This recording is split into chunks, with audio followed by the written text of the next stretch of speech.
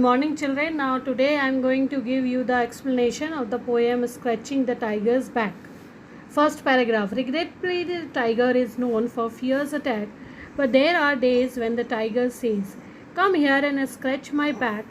His moods vary with meals. Now, they are saying that the tiger is known for his fierce attack. Fierce attack means his dangerously or angrily attack. And there were the days when the tiger used to say that, "Come here and scratch my back." Now he was very polite, very kind enough, and he used to call his friends or those are near to him to come and scratch his back. His moods vary with meals. Now his moods means whatever he wants to eat or whatsoever he want to know, it's vary according to its meal. At times the tiger is not charged with electricity, his blood instead that hot. He feels so lazy that he lazes. Now he is saying that, and he says that his blood there was time when tiger was not charged with electricity, means he was free enough, and his blood was not so hot, and he lies. Says foot doesn't go places, the strip doesn't blaze, his skin doesn't glow. He feels so lazy that time, and the afternoon the winter sun turns slow. Now he was very lazy, and he used to sit there only, and his strips means the lines on his body doesn't blaze, and the skin doesn't glow, and all the time he was very lazy. The autumn evening, when for a moment breathed light through the leaves. Now autumn came, and there the light is coming through the leaves, means very hot and very bright sun was there, and light is also coming between the leaves. Is there sell black and gold, black shadow and gold leaf. Now his strips are been shining with black and golden color, and they are looking very beautiful. That evening as the sun sings, you will not think of him with fear. Now when the time was there, and the people was looking at him, they were not feared, they were not afraid of him, because he was very lazy. He used to sit there and sleeping.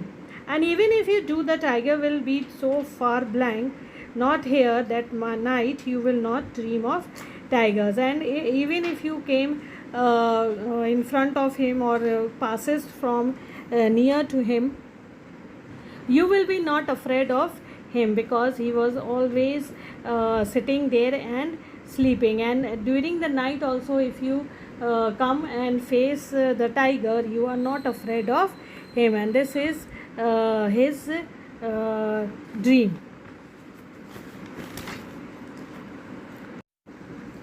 As a print of black daggers and gold daggers, and even if he does enter your dream, he will not do so softly, he will not charge, he will not break into your sleep. Now he is saying, the poet has been saying that he has got the black and the gold daggers, means lines and the circles on his body. Even if he does enter your dreams, even if he come into your dream, he will not do anything to you. He will be very soft and not charge you or not brag you when you are in deep sleep. All he will tell you is, "I am well." Now what he will tell you, that all is good, all is well. Because I launch well, I too am made by God. Now he will tell you that I am also like you, and having a breath, having a mind and everything, because I am also made by God. I am a symbol, I am like you. Now he will say that I am a symbol and I am like you. Both good and evil dwell in me too. Now he will say that I am inside me, good is also there and bad is also there. For good gold, for evil black. Now the body, when we will see the tiger's body, it is gold and black. Now he say that gold identify good and black identify evil. Tonight I will say nothing, you can scratch my back. Now in his dream he is saying, in our dream he is saying that I will not say anything to you, only you come and scratch my back. He will be very soft, very kind, very gentle, and he will not charge anything. Now this is the explanation of this poem. This poem has been written by Ketki and Daruwala, and he is a short story writer, and he is born in Lahore, Pakistan. And